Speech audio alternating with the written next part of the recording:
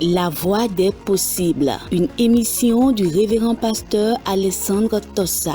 Jésus a entendu tous ces gémissements, toutes ces lamentations, il les a entendus. C'est pourquoi il m'envoie vers toi pour te porter son message. Ne crains pas, crois seulement. La voix des possibles, l'émission par laquelle l'impossible de votre vie se transforme en possible. La voix des possibles, c'est tous les mardis à 21h30 sur la télé évangélique. En ce moment même que tu m'écoutes, tu verras la présence de Jésus-Christ dans ta vie. Reçois ta guérison, tout simplement. Maintenant, au nom de Jésus. Suivez et soyez toujours connectés à Christ pour la transformation de votre vie.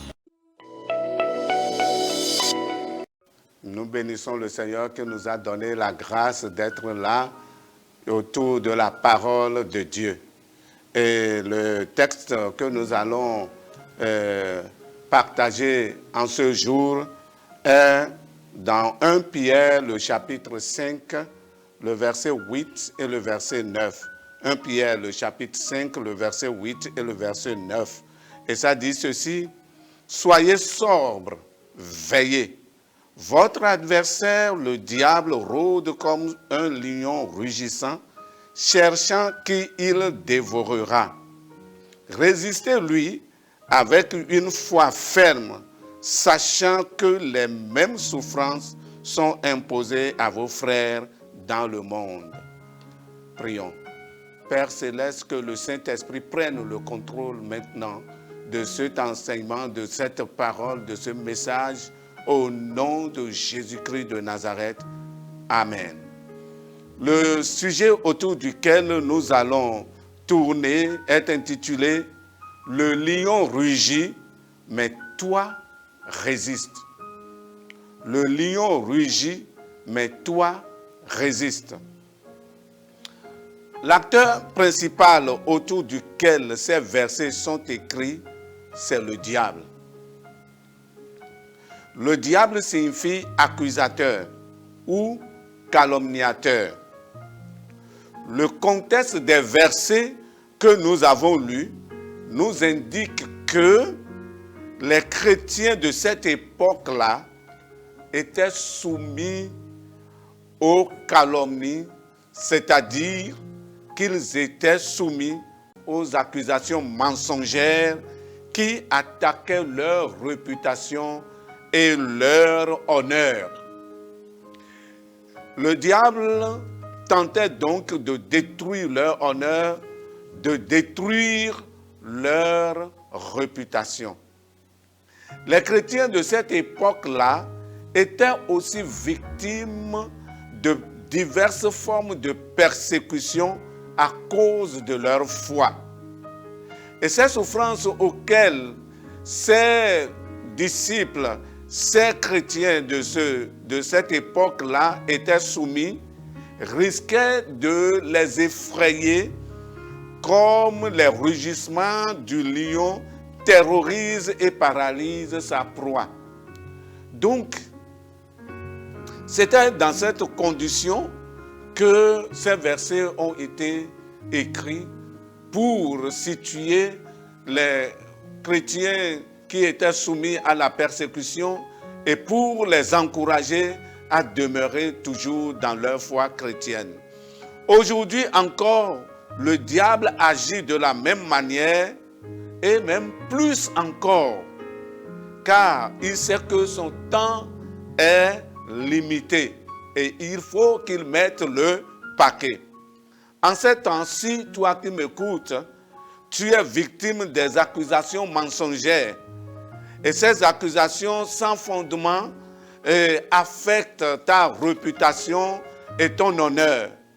Peut-être ces accusations proviennent de ta famille, du milieu de tes amis, de ton foyer conjugal, de ton lieu de service, de ton église même parfois, de ton église même, et peut-être d'ailleurs. Et tu es sous le choc, tu es scandalisé, tu es effrayé, tu es terrorisé et tu es sur le point de capituler, tu es sur le point de tomber, tu es sur le point d'être écrasé complètement. Dieu t'envoie ce message pour t'encourager et te situer. Oui, écoute donc ce message jusqu'à la fin. Toi, peut-être en ce moment-ci, les persécutions multiformes vont bon train à ton égard et à cause de ta foi chrétienne. Soit les persécutions viennent de ta famille, soit de ton service, soit de ton foyer, soit du milieu de tes amis, soit même de ton église. Dieu t'envoie, toi qui es persécuté de cette manière, Dieu t'envoie ce message pour t'encourager et te situer. Ce que tu dois savoir, il y a certaines choses que tu dois savoir. Ce que tu dois savoir, voici certaines choses que tu dois savoir et retenir. Ce que tu dois savoir, premièrement, sache que le diable est un ennemi rusé qui attaque l'honneur et la réputation des chrétiens. Il est le père de la diffamation, sache-le. Deuxième chose à savoir, sache que lui et ses forces des ténèbres sont toujours actifs. Ils sont toujours en action partout, dans tous les secteurs de la vie. Ils tentent les chrétiens par diverses formes de tentation et ils les persécutent. Sache cela. Troisième chose que tu dois savoir, sache aussi que le diable sème la discorde. Il accuse Dieu devant les hommes. Et lorsque le diable commence par accuser Dieu devant les hommes, si on ne fait pas attention, on accepte et on joue un jeu et on commence aussi à accuser Dieu. À dire Dieu ne m'aime pas, Dieu m'a abandonné, Dieu m'a fait ceci, Dieu m'a fait cela. Tout cela vient du diable. Il accuse Dieu devant les hommes. Et il accuse aussi les hommes devant Dieu. C'est un accusateur. Mais aussi, il accuse les hommes devant les hommes. Il accuse les hommes devant les hommes. Et les hommes commencent à accuser leurs prochains. Peut-être les hommes sont en train de t'accuser, peut-être pour tout ce que tu n'as pas fait, mais le diable les pousse, le diable rentre et il accuse les hommes devant les hommes. Et peut-être toi aussi, tu es découragé parce que tu es en train d'accuser les autres pour ce qu'ils n'ont pas fait, ce qu'ils n'ont pas pensé. Et tu les accuses. Tout cela, ce sont les jeux du diable. Oui, sache cela. Quatrième chose à savoir, sache qu'aujourd'hui, dans notre contexte béninois, Satan, ses forces des ténèbres et les hommes qui sont engagés par le diable, qui sont employés par le diable, utilisent une autre forme de menace pour déstabiliser les croyants. Voici par exemple quelques propos que les gens tiennent pour déstabiliser, pour perdre les chrétiens, pour persécuter moralement, pour persécuter psychologiquement, pour semer la psychose, pour que vous ne puissiez pas dormir tranquille. Certains propos, par exemple, tu ne me connais pas. Je suis de telle région ou de telle autre région. Tu ne sais pas. Je suis de telle région.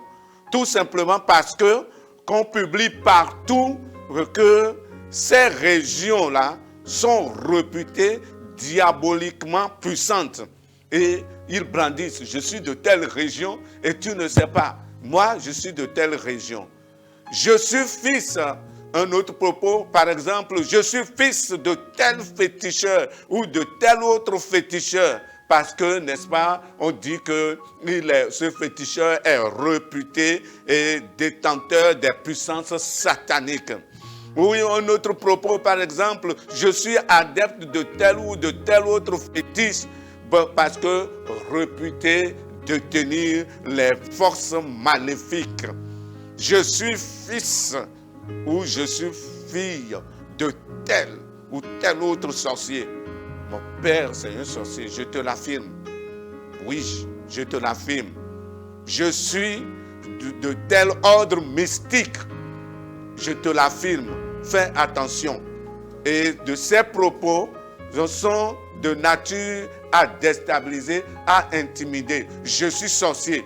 Je suis tel. Va demander mon nom.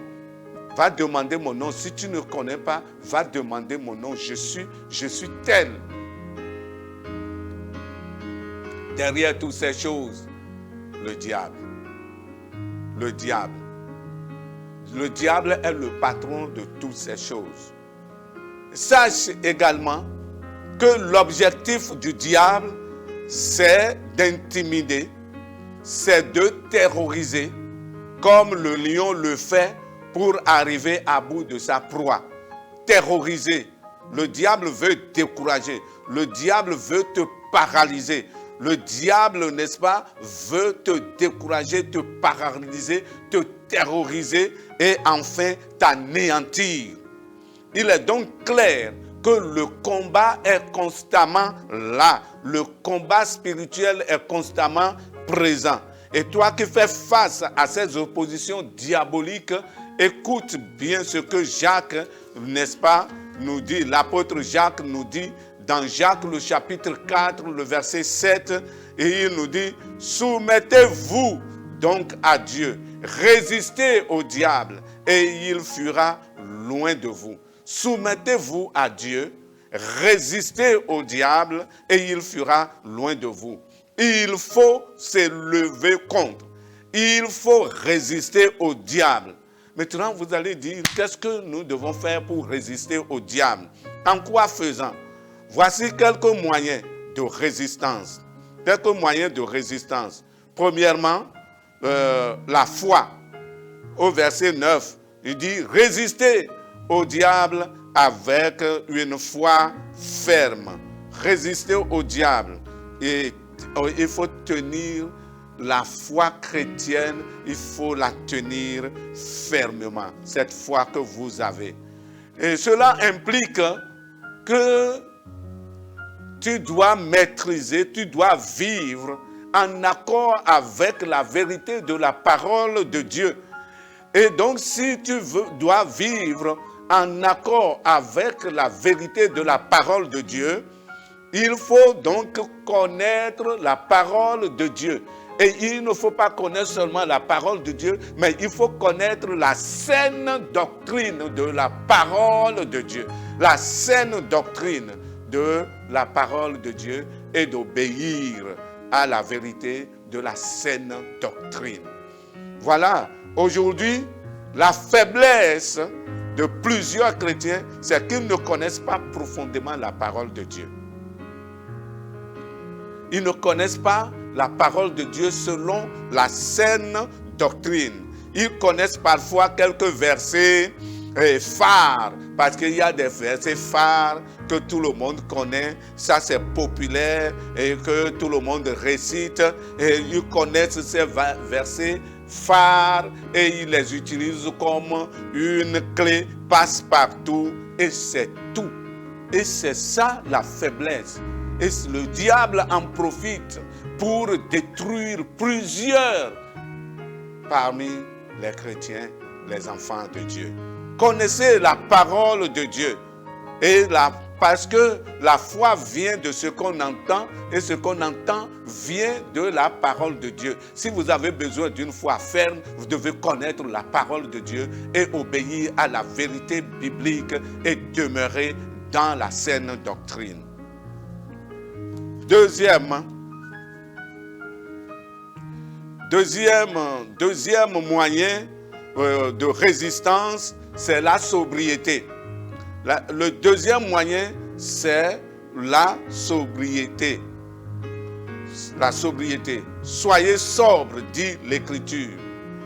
Quelques caractéristiques de quelqu'un qui est habité par un esprit de sobriété.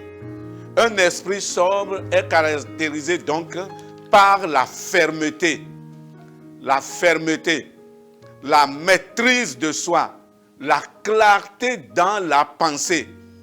Il est caractérisé par l'aptitude à prendre des décisions morales convenables. Il n'est pas confus en lui-même. Il n'est pas confus dans ses pensées. Il est caractérisé par la maîtrise de soi, la tempérance. Et il a l'aptitude de prendre des décisions morales convenables. Le chrétien sobre, oui, fixe correctement ses priorités et ne se laisse pas intoxiquer par les divers attraits du monde. Il faut être sobre. Beaucoup tombent devant les épreuves diaboliques parce qu'ils ne sont pas sobres. Ils ne sont pas fermes dans leurs pensées. Ils ne prennent pas les bonnes décisions. Oui, les bonnes décisions morales. Et ils tombent. Sois sobre, dit l'Écriture. Sois sobre en écoutant. Oui, troisième moyen, c'est la vigilance. Veillez, dit l'Écriture. Veillez. Il faut veiller. Le troisième moyen de résistance, c'est la vigilance. Veillez. Le chrétien ne doit pas vivre dans l'insouciance parce que il a confiance que Dieu le soutient, que Dieu le protège et il est là et il vit dans l'insouciance. Non, il doit être vigilant à tout moment. Il doit être vigilant à tout moment. Parce que les forces sataniques qui attaquent les chrétiens exigent, si quelqu'un veut résister et vaincre, il doit être vigilant. Ça exige du chrétien la vigilance. Soyez donc vigilants. Quatrième moyen de résistance, c'est la grâce de Dieu. Il faut compter sur la grâce de Dieu. Et Dieu est le Dieu de toute grâce. Et ça, le verset 10 et le verset 12 nous dit, Dieu est le Dieu de toute grâce. Il faut s'attacher à la grâce de Dieu à laquelle Christ nous a appelés. Attachez-vous à la grâce de Dieu. Et la grâce de Dieu ne finit pas. La grâce de Dieu, elle est toujours là. La grâce de Dieu peut nous soutenir. Et il faut s'attacher à la grâce de Dieu et demander tout le temps la grâce de Dieu. Cinquième moyen de résistance dont je veux parler, c'est la puissance de Dieu. Le verset 11 parle de la puissance de Dieu et qui dure dans tous les siècles.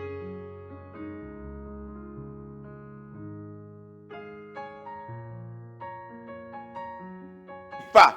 Elle est dans le temps, elle ne vacille pas, elle ne s'épuise pas dans le temps. La puissance de Dieu qui vous a appelé en Jésus-Christ dure au siècle des siècles. Il faut compter sur elle, il faut compter sur la puissance de Dieu. Il faut même se plonger dans la puissance de Dieu. Il faut même se baigner dans la puissance de Dieu. Et il faut s'accrocher à la puissance de Dieu. Car sans elle, on devient faible. Il ne faut pas dévier à gauche ou à droite. Sixième moyen, c'est la solidarité. La solidarité.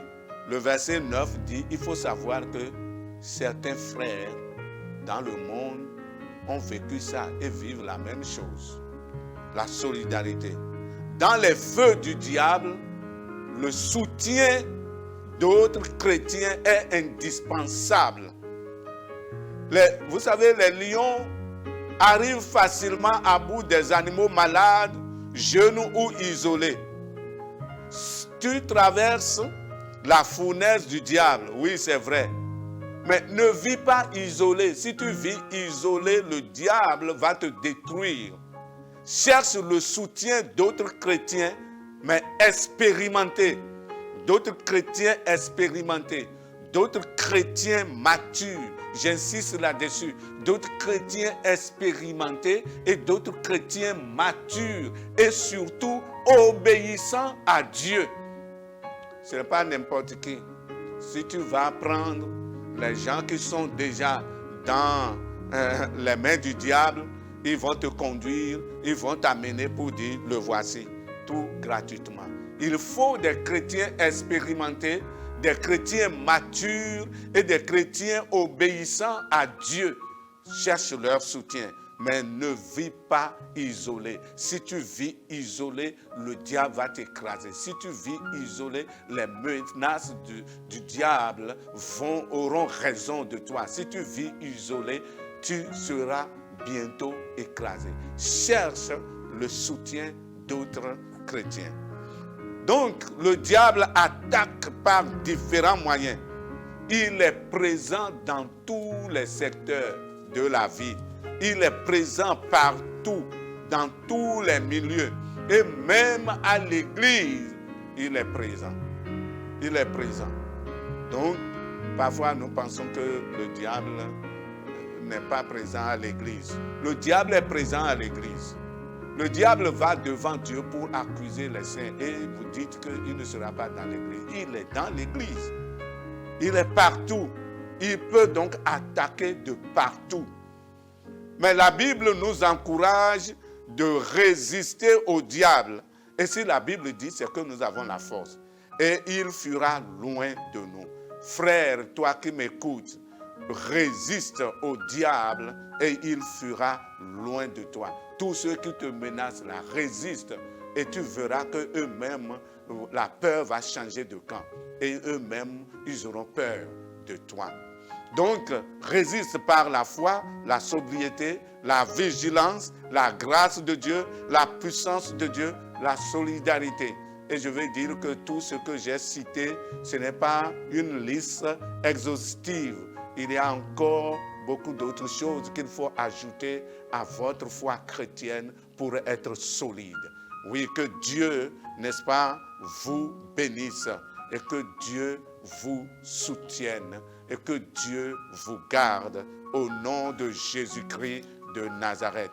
À Dieu soit donc la puissance, l'honneur, le règne et la gloire dans tous les siècles. Amen. Dieu, Père céleste, que tous ceux qui traversent en ce moment les épreuves perpétrées contre eux par le diable soient victorieux par l'application de ce message qu'ils ont entendu au nom de Jésus-Christ de Nazareth. Dieu, qu'ils soient victorieux, donne-leur d'être victorieux par, Seigneur, l'application de cette parole. Parce que, Seigneur Dieu, je sais que par ta parole, ton Fils Jésus-Christ a, Seigneur, vaincu le diable. Il dit, il est écrit, et le diable est vaincu. Seigneur Dieu, que par cette parole, tes enfants, Seigneur Dieu, qui sont sous, oui, les feux du diable soient complètement victorieux, qu'ils triomphent au nom de Jésus-Christ. Père Céleste, soutiens ceux qui sont faibles, soutiens-les au nom de Jésus-Christ, ton Fils. Délivre ceux qui sont déjà, Seigneur Dieu Tout-Puissant, dans les chaînes et qui sont atteints déjà dans la gueule du lion. Seigneur Dieu Tout-Puissant, oui, délivre-les de la gueule du lion. Délivre-les, Seigneur Dieu, des feux du diable, afin que, Seigneur, ils soient forts et qu'ils triomphent. Délivre-les donc au nom puissant de Jésus-Christ. Amen. Soyez tous victorieux au nom de Jésus-Christ de Nazareth. Soyons tous victorieux. Le diable est mécontent, mais soyons tous victorieux au nom de Jésus-Christ de Nazareth. Et nous pouvons être victorieux. Toi qui traverses les difficultés, nous pouvons être victorieux. Même si en ce moment tu ne traverses pas les difficultés, sois vigilant. Nous pouvons être tous victorieux et triompher du diable. Que Dieu nous aide, que Dieu nous donne la force, que Dieu donne la force à l'Église, afin que l'Église, même persécutée, soit simplement victorieuse, une Église victorieuse, au nom de Jésus-Christ. Dieu, je prie pour ceux qui, dans le monde, sont, Seigneur Dieu Tout-Puissant, persécutés dans le monde. Donne-leur, Seigneur Dieu, partout d'être victorieux et que le diable soit confus et les hommes du diable soient confus au nom de Jésus-Christ. Amen. Soyons tous victorieux au nom de Jésus-Christ de Nazareth. Amen. Notre contact 97 06 79 08. Que Dieu vous bénisse. La voix des possibles, une émission du révérend pasteur Alessandro Tossa. Jésus a entendu tous ces gémissements, toutes ces lamentations, il les a entendus. C'est pourquoi il m'envoie vers toi pour te porter son message. Ne crains pas, crois seulement. La voix des possibles, l'émission par laquelle l'impossible de votre vie se transforme en possible. La voix des possibles, c'est tous les mardis à 21h30 sur la télé évangélique. En ce moment même que tu m'écoutes, tu verras la présence de Jésus-Christ dans ta vie. Reçois ta guérison, tout simplement. Maintenant, au nom de Jésus. Suivez et soyez toujours connectés à Christ pour la transformation de votre vie.